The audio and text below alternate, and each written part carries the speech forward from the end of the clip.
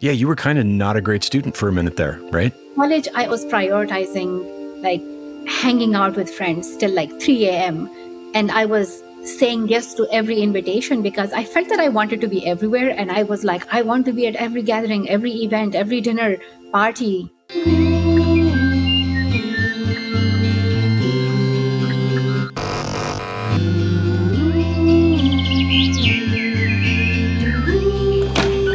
Hey, there you are. Come on in. Good to see you. Welcome to Alive. All right, here's a question for you. Would you say that you are brave?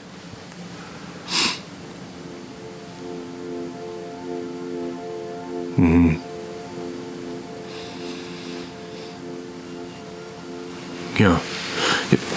I'm making tea. You want tea? I would like to say that I am brave, that I am a person who does hard, scary things in the world. But if I'm being honest, there are many times where I feel very much the opposite. You know?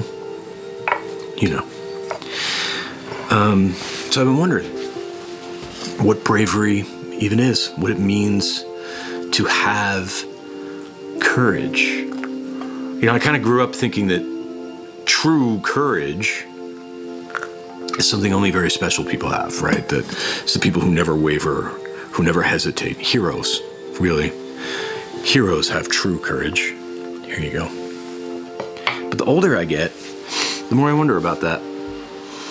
Because it seems to me that it's not just the absence of fear that makes us brave. There's also this thing, this voice that says, you are afraid, but do this anyway.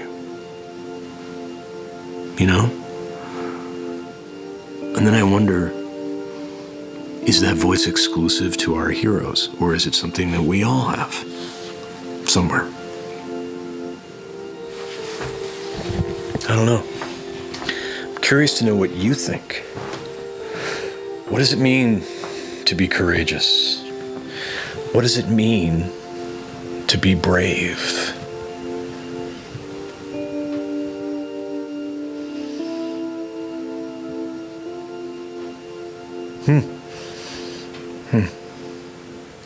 Let's go. Okay.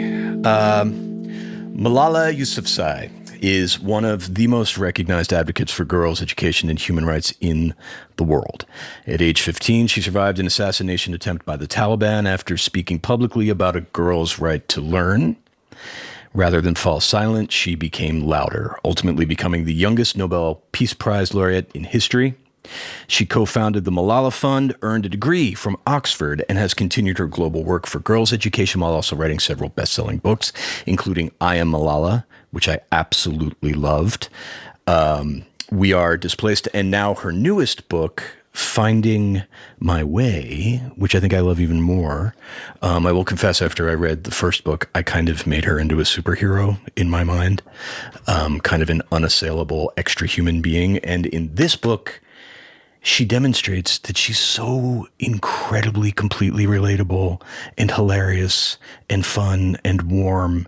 And the fact that these two people exist within the same human being is amazing to me. Oh, she's here. Hello, Malala. Hello. Hi, Steve. How are you?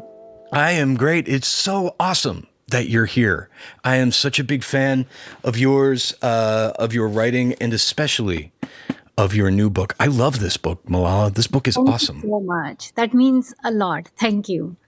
Yeah, I mean, I was just saying, in the first one, I came away from that first book with this sense that you really were some sort of superhero on planet Earth. I think a lot of people project that upon you.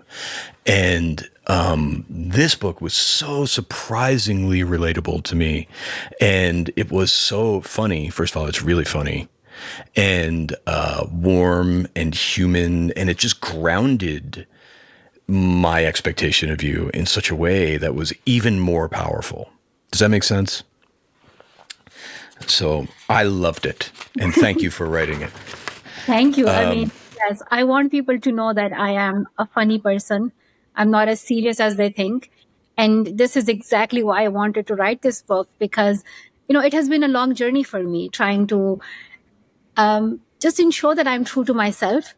Of course, like when you receive recognition at such a young age, you internalize it. And I also internalized it that, I even felt that I'm not supposed to have friends and I'm not supposed to have laughter and joy in my life. But I missed a lot of that in my life. And I became a very lonely person at this high school. Like I thought nobody wanted to be friends with me. I thought I wasn't good enough anymore. So I wanted all of that to change for me, because I thought that, as a person, I really need to ensure that I am able to make friends and I am true to myself, because this is how I will truly learn and grow. And so this became then part of my journey through college. What is that like, though? What is it like to internalize, as you say, this image that people are projecting onto you, which is so intense, right? The youngest Nobel Peace Prize laureate, the bravest girl in the world, and people are saying all these things about you, and you have to, in some way, absorb them at a time in your life when you're still trying to discover who you actually are, right? So what was that process like? How do you internalize that? Not a lot of people get a Nobel Peace Prize when they are still a teenager. So Yeah.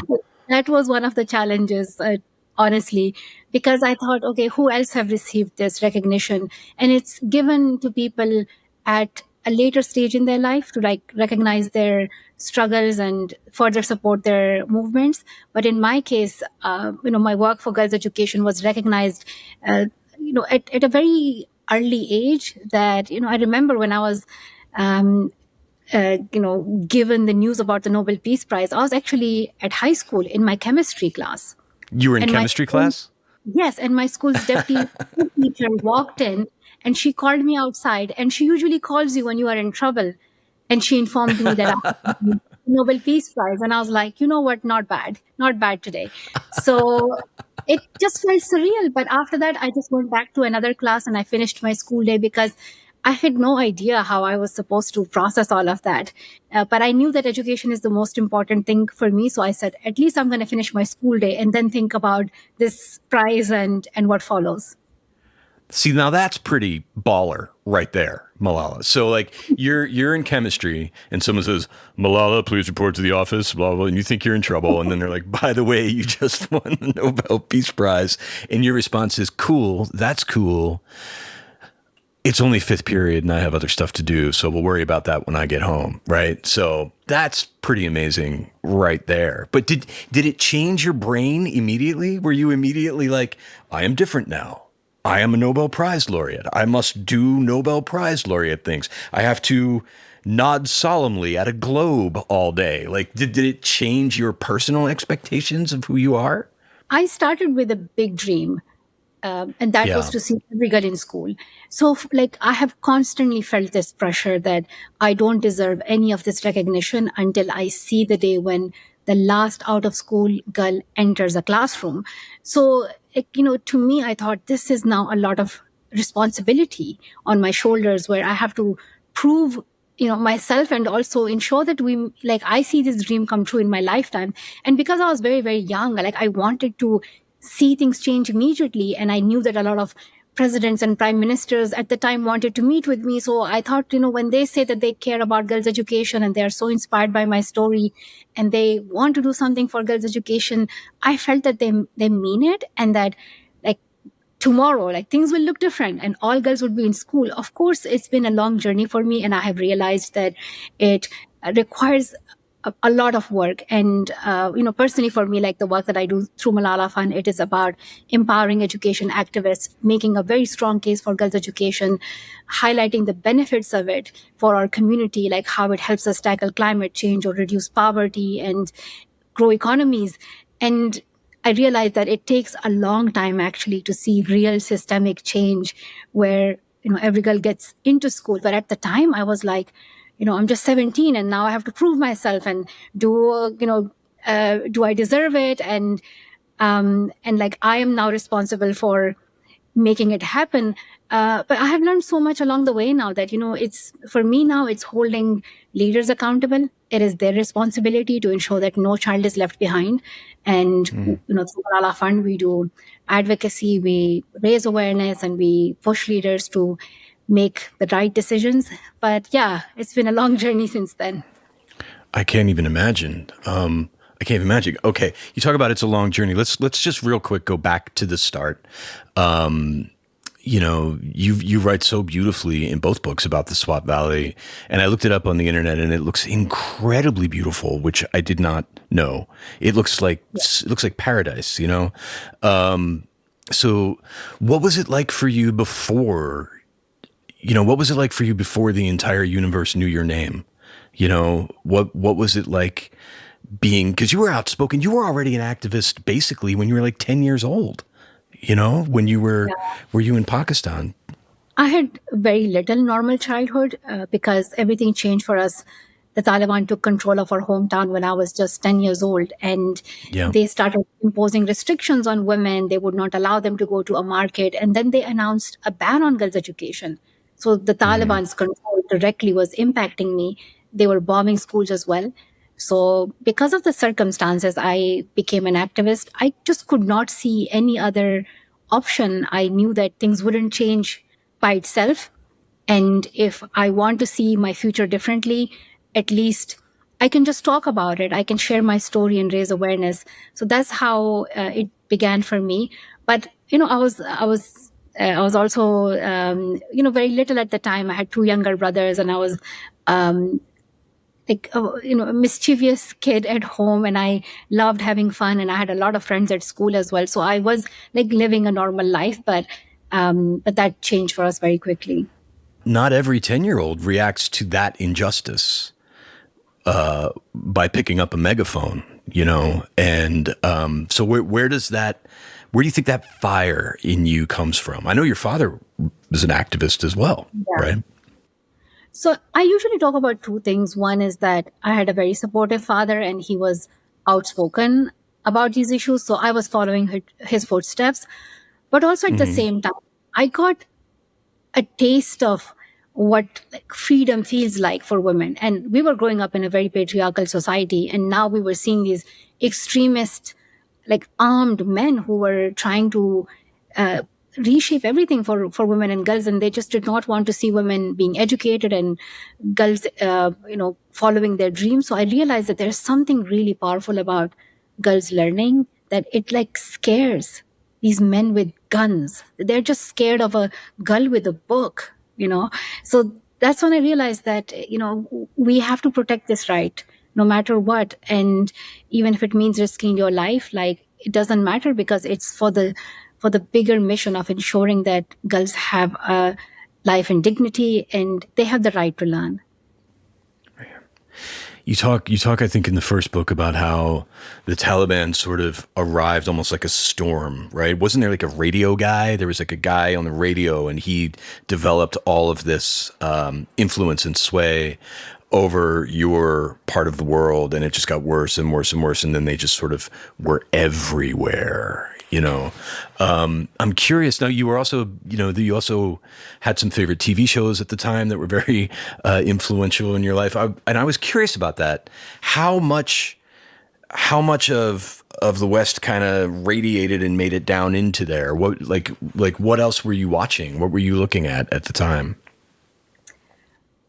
We received different forms of content at different stages. Titanic was everywhere. I think a lot of people knew about Michael Jackson. And WWE, wrestling somehow was quite popular. And I believed that it was real. So I knew about John Cena. Seriously? Yes. You seriously believed it was real? You thought those people were killing each other every day? I was like, yeah. And I was always on John Cena's side. So it really broke my heart when I learned that it was scripted. And and then Taylor Swift and pop artists, they also became quite popular. But we were not in the cities. In Pakistan, the city life is very different. So I was more from the mountainous areas. And, we would get a sort of these things would reach to us, but much later. So like a delayed reach to our part. Right. I remember that one story. There was a beautiful program you talked about where somebody had like a magic pencil or something. Yes. And that magic pencil could basically do anything. Like it was almost like a genie. It could fulfill wishes. You could do anything you wanted with that magic pencil. And you would talk about, oh yeah, I want that magic pencil so I can give girls education. Right? Like you immediately identified how you would redraw the world, even when you were like 9 or 10 years old, right? Yeah, I think kids everywhere are ambitious, they dream big, and they think about making the world a better place. And at the time, I just simply wanted a magic pencil, and I thought by that I can maybe fix these problems that we face in the world. So I had this passion for finding that magic in some ways. But when the extremists took control of Swat Valley and I became an activist, I realized that actually I had the magic the whole time. And that was my story and my voice. So we all can find our magic in our own way. It could be our art, our voice, and we can use our role to make the change that we want to see. This episode is sponsored by BetterHelp. February is not easy for one particular reason, and that's that it makes it seem like everyone has their relationship status completely sorted out and squared away, whether they're dating or in a long-term relationship or just started dating. And if you're not someone whose relationship status is completely squared away, then you're doing something wrong. And that can be a pretty heavy feeling, so I hear. But therapy can help you sort through that kind of thing, help you figure out what it is you actually do want and what might be getting in your way as far as relationships goes. And BetterHelp makes it easier than ever to get started. Their therapists are fully licensed in the US and work under a very strict code of conduct, and they do the matching for you with a short questionnaire. And if the first match isn't right, you can switch at any time. They've got over 30,000 therapists, and they've got a 4.9 out of 5 rating with over 1.7 million reviews. That's amazing. So sign up and get 10% off at betterhelp.com/SteveAlive. That's betterhelp.com/SteveAlive. Okay, finally the days are starting to get a little longer and spring is around the corner and it's time to, get back in shape, move around, get fit again for summer. The problem is I actually love carbs. Like I super duper love carbs. And my favorite thing to eat up here when I'm busy doing stuff in the spring is a sandwich, right? I like a sandwich. And that's where Hero bread surprised me. The taste and texture are literally just right. It's soft, it's fluffy, and it actually toasts the way it's supposed to toast. And nutritionally, it makes my life easier. There's way more fiber, lower net carbs, and solid protein options. They've got these like veggie packed lunch wraps, which are really good. And my favorite thing is their new Hero noodles. They have 12 grams protein and high fiber for just like 80 calories a serving. And that is a win because that means that I can make ramen. And that makes me very happy. So if you want the soft, fluffy experience you love and meals that actually work with your goals, try Hero bread. Go to hero.co and use promo code STEVE for 10% off your order. That's STEVE at HERO.co. One thing I love about Marley Spoon is that it sort of evolves with real life, because there are nights where I feel like cooking and I want to chop scallions like I'm on some sort of cooking show. And then there are other nights where I just want someone to handle everything for me. And Marley Spoon gets that. They've got options for however it is I'm showing up to dinner that night. They've got cook from scratch meals. They've got quicker prep meals and like super fast solutions that don't wreck your standards, because I still feel like I'm eating well. Everything's chef designed. There's super high quality ingredients and it's balanced enough that I feel good about it. So whether I'm eating at the table or on the couch or standing alone over the sink, Marley Spoon has got me covered. So go to marleyspoon.com/offer/alive for up to 25 free meals. That's marleyspoon.com/offer/alive for up to 25 free meals. So the Taliban comes in, takes over. They're literally bombing schools, and you're walking to school through bombs because you will not go to school. And eventually you're very much on their radar. And there's the assassination attempt on the bus when you're 15. And then you kind of wake up in Birmingham, right? Yes. Yeah. And then you're like, oh, I'm in Birmingham now. I looked outside a window from the hospital. I was like, wait, there are no mountains here? Like, right. There are no rivers here? Like, where am I? It's just concrete buildings and roads and traffic lights, and that's it. So that was a big change for me. And I was brought to the UK for my treatment. I received surgeries, and I was getting medication to recover from the Taliban injuries. And, I did not know for how long we would stay in the UK. It was quite a difficult situation. We were still receiving threats from the Taliban. So then I started focusing on doing work for girls' education globally. And I was preparing for my UN speech. And I also started my education at a local school. And I did not know if this would go on for a long time or not. But, I just thought my life just was disrupted. And I was now, I felt that I was like a flower, and, somebody plucked me from one place and then put me in a completely different world. So, then we had to readjust to that whole new life in the UK.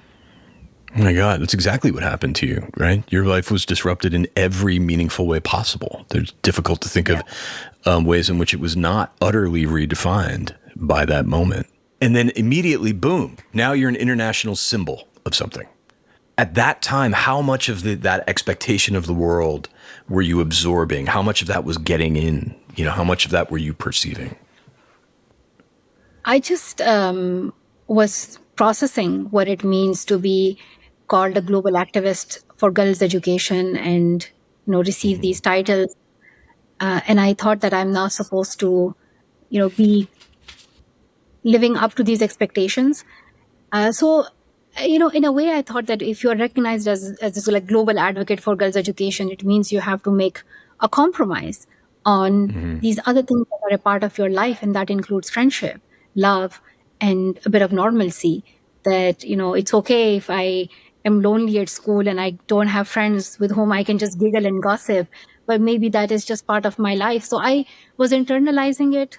I thought that this is how I should be expecting my life. But I also knew that I could not carry that for that long, and I really wanted it to change. I would talk to my best friend from Pakistan all the time on the phone and just ask her about our school days and what every friend was up to. So just reconnect with my old life. But at this high school, at lunch, I would just be holding my tray wondering, does anybody want to sit with me or not? Or, by the end of my high school, I actually just made one friend. And that's because she fell out with her best friend. So I sort of filled in the gap.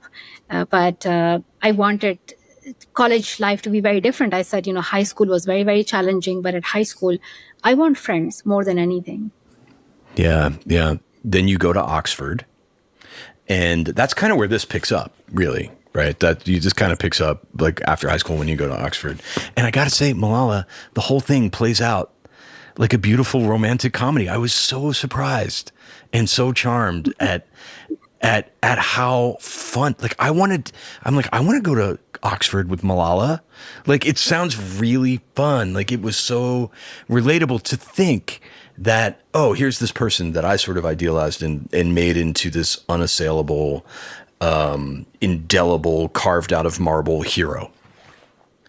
And she's struggling with the same stuff I struggled with in high school and the same stuff that I struggled with when I went to college. She's freaked out to go to the dance.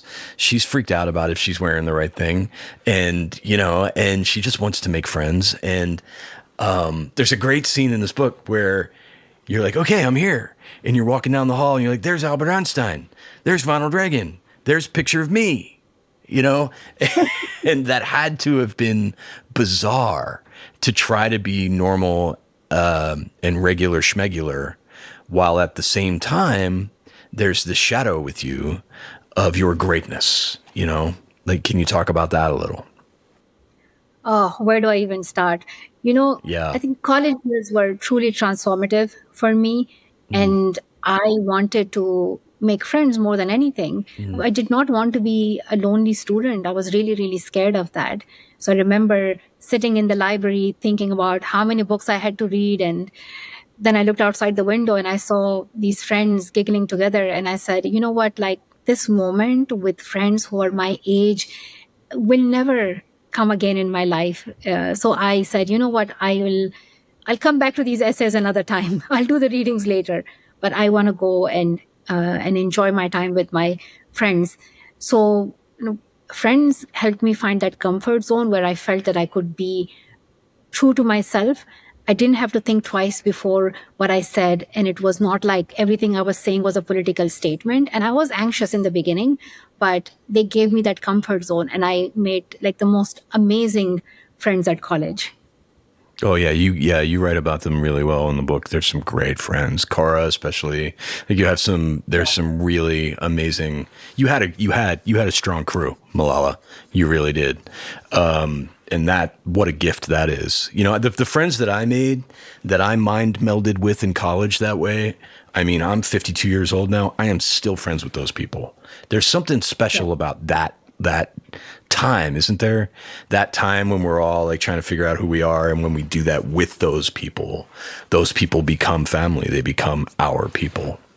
I felt that I could be, uh, a person of my age. I don't have to Yeah. speak like a 50-year-old state woman or something, that I Mhm. can be having a normal conversation like any other person in their early 20s. I think you were taking like a gym class, like a rowing class or something. You signed up for like a boat rowing class. It happened early in the morning. You're like, shit, I got to go to this class. So you throw on a pair of jeans and like a jacket, and you go to the rowing class, and someone takes a picture of you, and it makes it to Pakistan, and Pakistan melts down. Like there's a cultural meltdown, and everyone freaks out because you're wearing jeans and a jacket. And I thought, man, that sucks. Like that right there, that has to suck. Like this person just went to class one day and wore normal clothes and is such a symbol to so many people that there's a conspicuousness to that simple choice. She's literally standing by a body of water wearing denim. And now it's a whole thing at home where your mom freaks out and people are mad about it, and you have to like mitigate this. What was that like? What's it like to be in school just making an incredibly innocuous choice like that and having all of these global consequences? It was absolutely shocking. I thought that, you know, people will make a controversy out of something, but jeans in the end, that's what shocked me. I said, why they pick jeans? And then I remember having these conversations with my parents on a phone call because they were freaking out. And I told them that when my brothers moved to the UK, they switched to jeans and t-shirts immediately. But we were not seeing any backlash, and none of our conservative relatives were calling us and asking us to like, explain it or defend ourselves or switch the dress code. So I said it only becomes a problem when a girl decides to make these choices for herself, and it's only a problem like when my mom and I make a decision for ourselves. And then I just told my parents that, there's nothing that we can do about it. The best way for me to respond to it is just keep wearing jeans, you know. Yeah. Hell yeah. And this is a sad reality that women in so many parts of the world are experiencing. Like people have something to say about what women wear. Is it too modest or too conservative, or this or that, and like they're supposed to represent a culture. I'm like, if a woman decides to wear jeans, that's her right. If she decides to wear a headscarf, that's her right. It's about women having these choices for themselves. Yeah. Yeah. It's not because you were a Nobel laureate and a famous person that everyone was upset that you were wearing jeans. It's because you were a woman not wearing the right clothes, essentially, right? That's at the core of it. And I think it's great. I think you should only wear jeans from now on, like you're just like, you're like, oh, in a way, Malala, in that moment, you were everything the Taliban didn't want you to be. And I think that's like a great moment in the book. You're like, I'm a woman in school wearing jeans and sorry, sorry, not sorry. My favorite part of your book is falling in love. You write that you were very reluctant about it at first. So what changed? How did falling in love change your hesitation, change your perception of what marriage was? So firstly, I had to embrace love. Like, I became very self-conscious, and I thought that, the way I had faced trolling online, like commenting about how my smile doesn't look the same anymore and I have facial asymmetry, and that's because of the Taliban bullet which injured my facial nerve. So I thought, okay, like nobody would ever love me. And even if somebody does say that they love me, it's not true love. They're just like lying to me.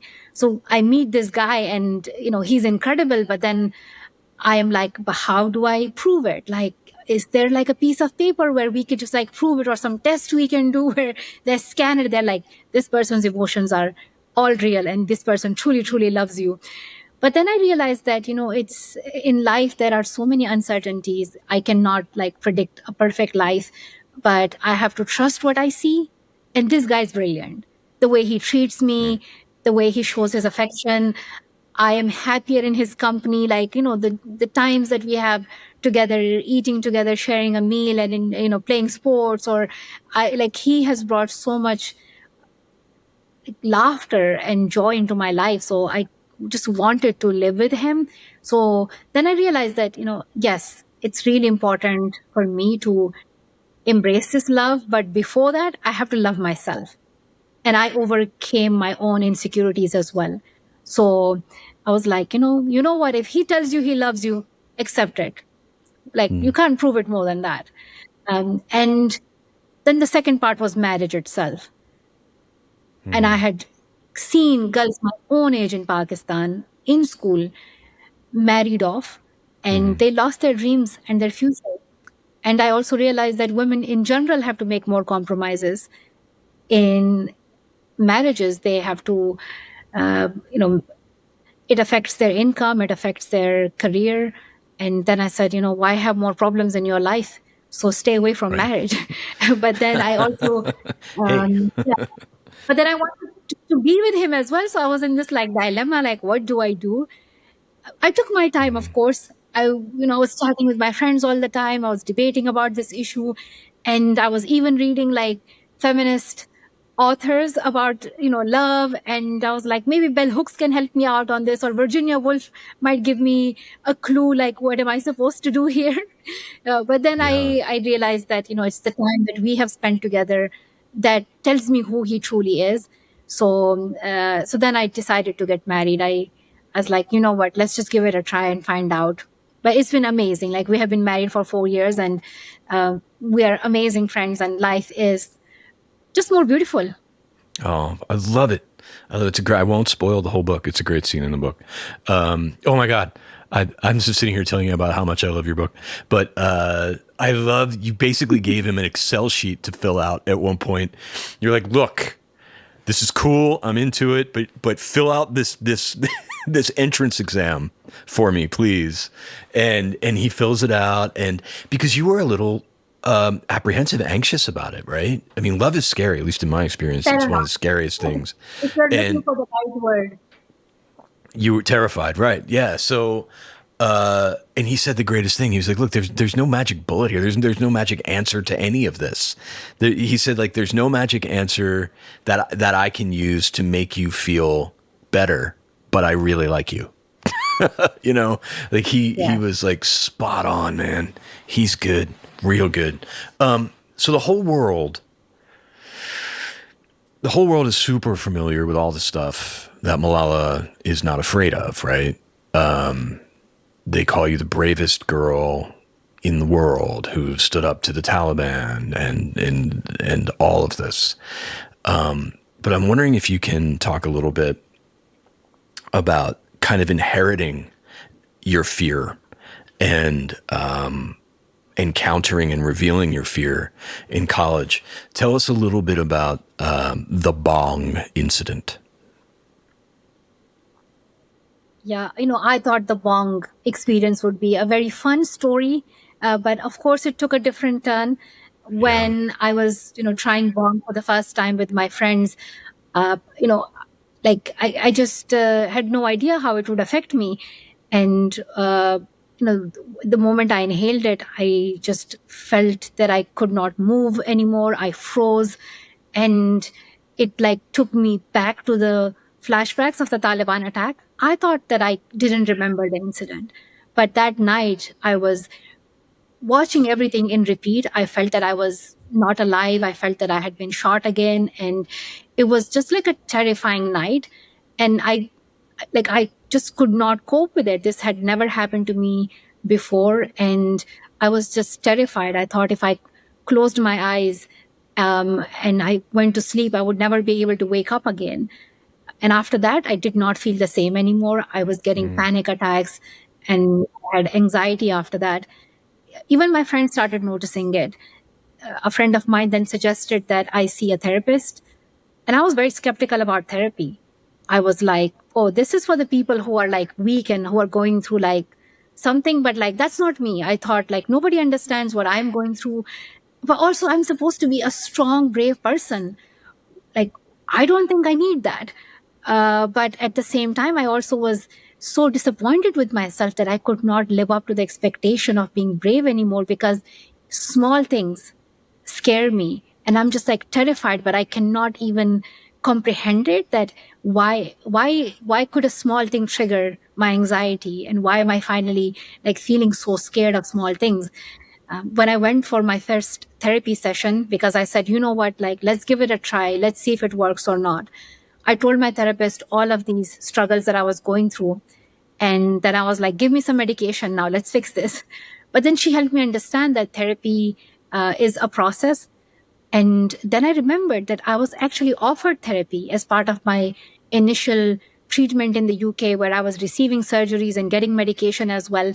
But my family and I refused to get the therapy treatment because I thought that, I'm able to recover from the injuries, and I'm a strong person. And so in that moment, I felt that, 7 years without therapy after the attack, we had just left it behind. And this was the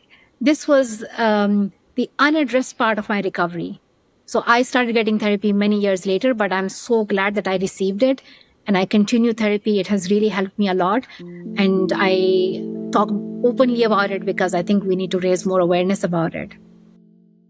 I actually really love the idea of a cocktail at night by the fire, the heavy glass, the clink of the ice, the relaxing ritual of it all. But what I do not like is the way alcohol makes me feel the next day as a 52-year-old guy, which is foggy and bad to a degree that it's simply not worth it.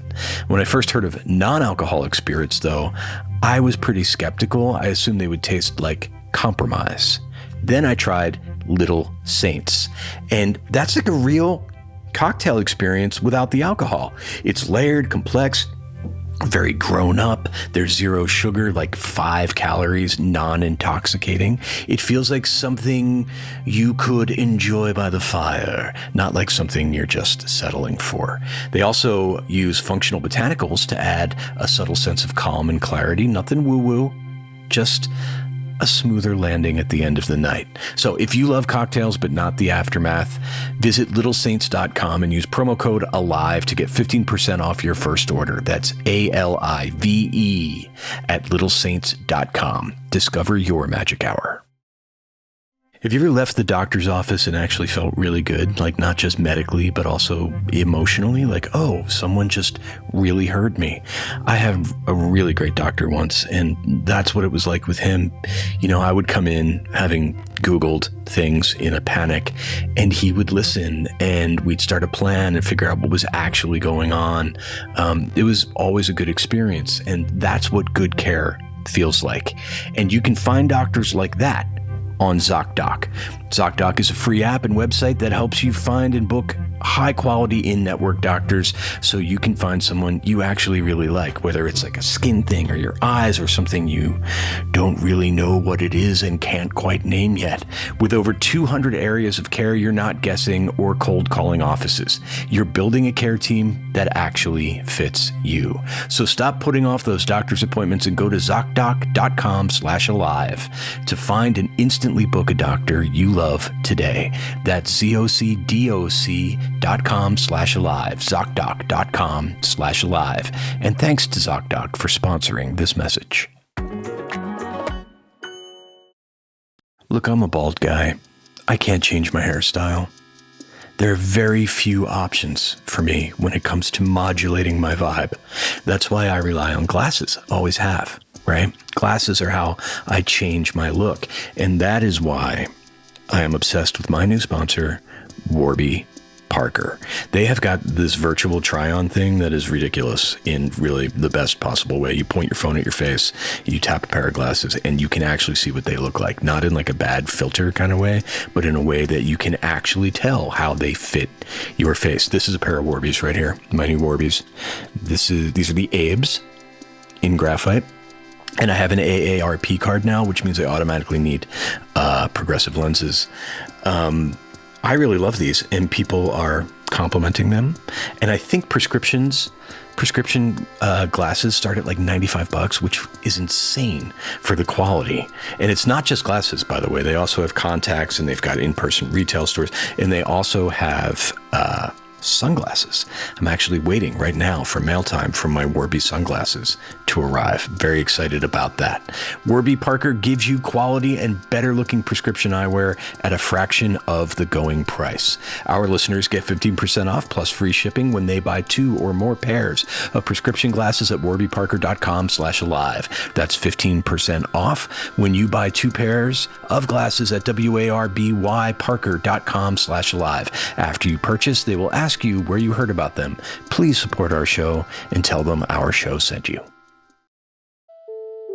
I think it's really interesting, Malala, that you said that when you were in the hospital, they offered you therapy, and you and your family were like, you rejected it. You said, no, that's not something I need. After what is probably the most traumatic event anyone could imagine. When I recovered from the Taliban attack, I remember everybody was calling me brave and courageous. And I thought it means that I'm not supposed to be scared. I cannot have any fear inside me. And it's true because, I kept going. I was advocating for girls' education globally. And I knew that the best way to fight against extremism and the extremist groups like the Taliban is to educate more girls. But then like many years later, when I felt scared and I had anxiety and I was going through a very difficult time internally, then that's when I was reflecting on my own understanding of what bravery actually is. Mm-hmm. And I reflected on it and I realized that actually true bravery is doing what you believe in, even when you are scared. So all of these challenges, these difficulties did not stop me from doing the work that I do. And I just want everybody out there who is committed to bringing a change in their community, but sometimes feel anxious or worried, concerned, and they might feel like they're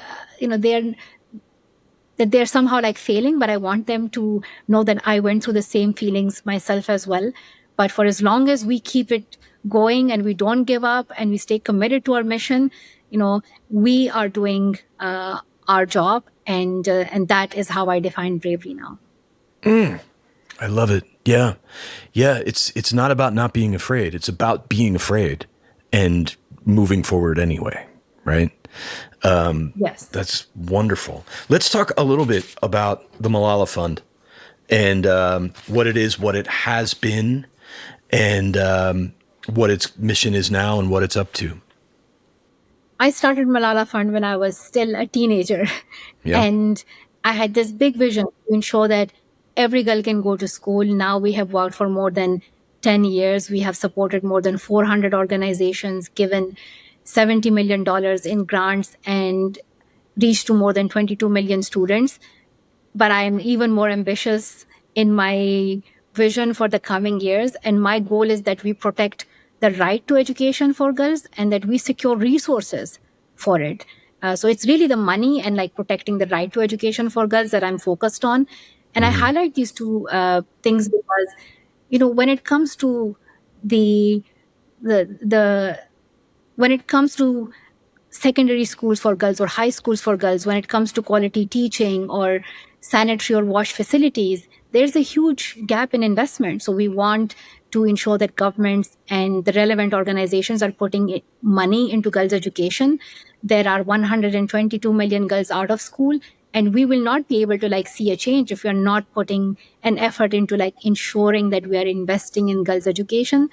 And the right to education must also be protected because there are so many countries and states where like the government, the law does not protect this right.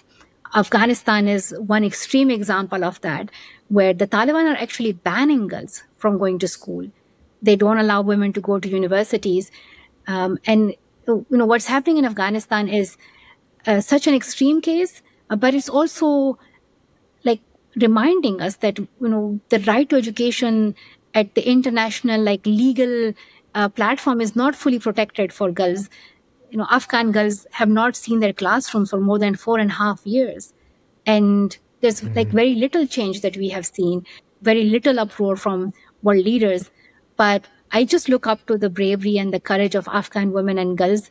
We have been supporting them through Malala Fund.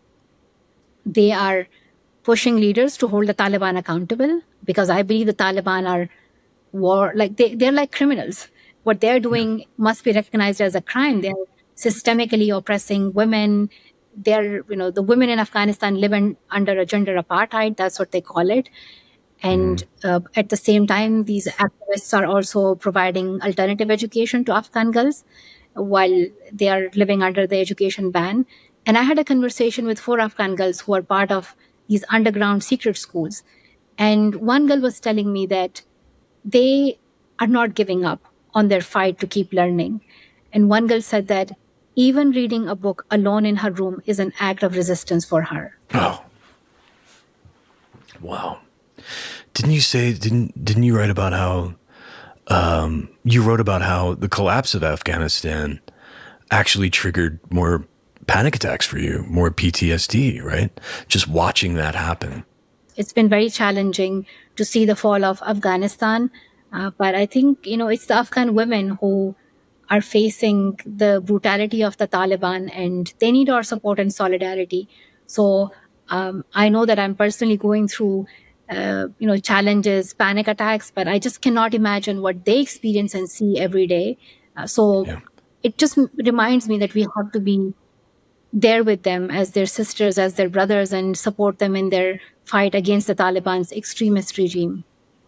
How do you think it's going globally? Do you think that women's rights, girls' rights are moving forward in this moment, or do you think that we're seeing an erosion right now? I think there's definitely an erosion happening. Yeah. And it is concerning. On the one hand, sometimes we feel like, like we're sort of going back, or a lot is taken away from women. But at the same time, I also feel that maybe it is rather the real picture of where the world actually was. Maybe we were under the wrong impression of the world, quite like maybe we were under this wrong impression that the world had moved quite far ahead in a fight for gender equity. But the fact that Afghan girls can be banned from school and, there's nothing happening, the Taliban are not held accountable, is just a reminder that there is still so much more that we need to do. We need to share our support and solidarity with Afghan women. They are working on codifying gender apartheid in the Crime Against Humanity Treaty. And I know that these words sound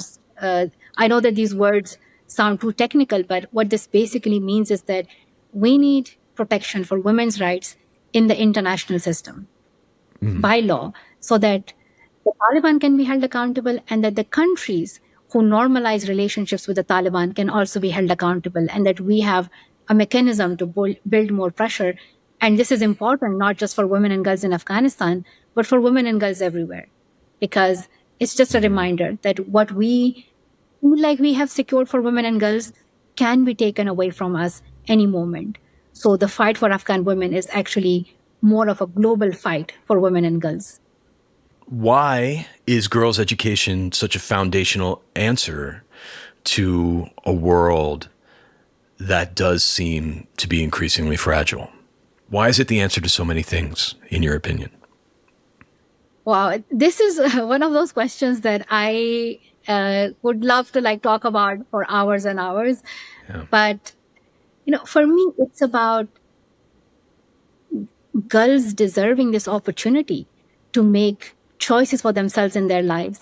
And, they are like incredible leaders and change makers, and they are the future. So investing in their education is actually investing in this amazing future for ourselves.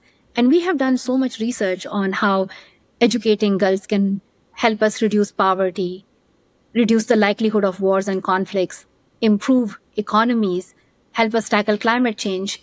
And one study that we did said that if we give education to all girls around the world, it could add up to $30 trillion to the world economy.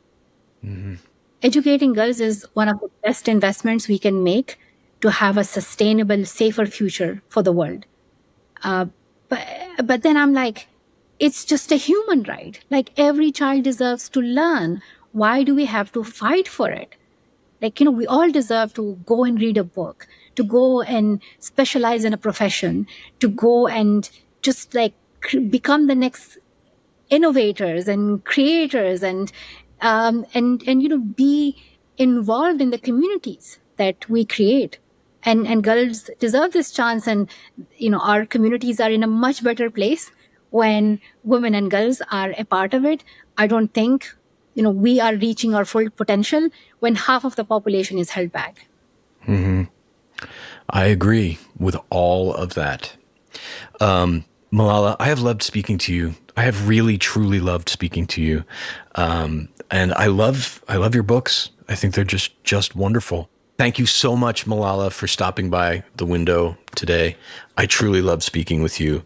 And I hope we can do it again sometime soon. Thank you. Bye. Bye.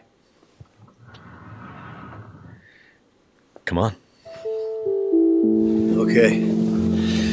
Full disclosure, that was a big deal interview for me, and I was pretty nervous to do it. A couple of thoughts that I did have, I had a lot, but my first thought was, when we turn someone into an icon or into a symbol, we end up sanding off all the rough and messy parts and polishing them into something perfect, and therefore almost unavailable in a way, if that makes sense. And when we do that, we lose something. And I think the thing we lose is the human part of the hero. And it's oversimplified to do that, because human beings are not simple. They are messy and they are complex. Look at Malala, right? She is two truths at the same time. She is undeniably, absolutely the extraordinarily brave, heroic hero who looked the Taliban right in the eye and did not blink. But she's also just like a regular schmegular young woman who wants to go to university and do fun stuff and is totally afraid of all of the same tiny, ridiculous, heartbreakingly human stuff that scares us. And that makes me wonder, do we have more in common with our heroes than we think? Is it possible that courage, true courage, the kind that feels unreachable, comes from that same fear and the same faulty wiring that we all share? I mean, is it really like the David Bowie song? I don't know. I think it's all about how we meet our fear.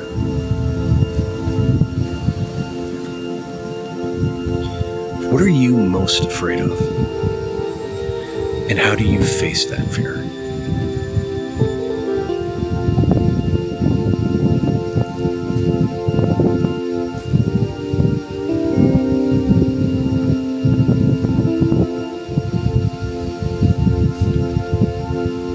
Well, listen, I know it's cold out here, and thanks for coming by. I really appreciate it. And you look great. You do.